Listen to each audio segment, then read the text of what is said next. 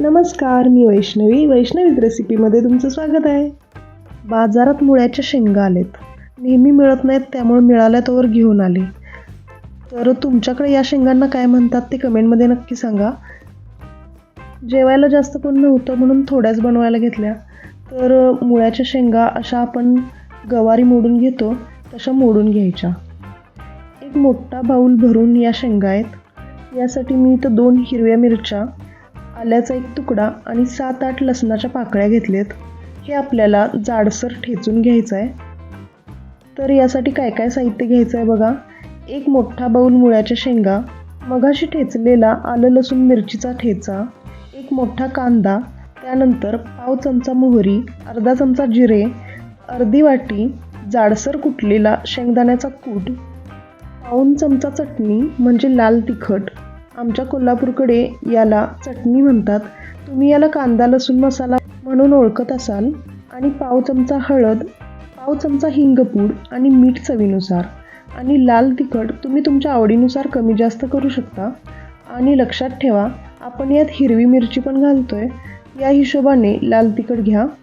तर चला सुरू करूयात. तर इथं मी पाणी गरम करायला ठेवलं आहे.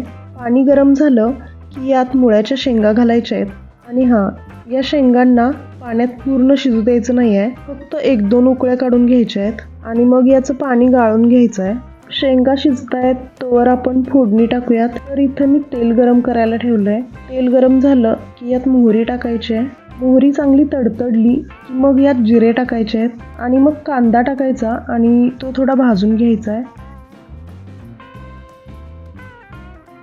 कांदा थोडा भाजला की मग यात हिंगपूड घालायचा आहे.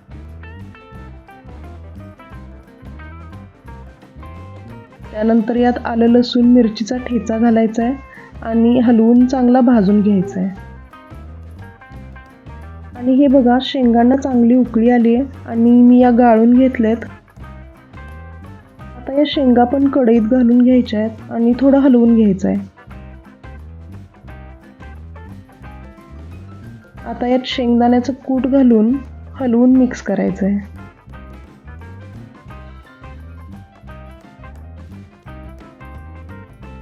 त्यानंतर यात मीठ, लाल तिखट, हळद घालून हे पण चांगलं मिक्स करून घ्यायचं आहे.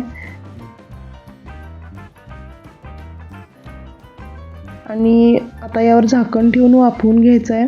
शेंगा आधी उकडून घेतल्यामुळं फक्त वाफेवरच ही भाजी शिजते. पण जर तुम्हाला थोडी कच्ची वाटत असेल तर थोडंसं पाणी घालून शिजवून घ्या. तर अशी आपली गरमागरम मुळ्याच्या शेंगांची भाजी तयार आहे. तुम्ही नक्की ट्राय करून बघा. तर चला भेटूया परत अशाच एका नवीन रेसिपीसोबत. बाय.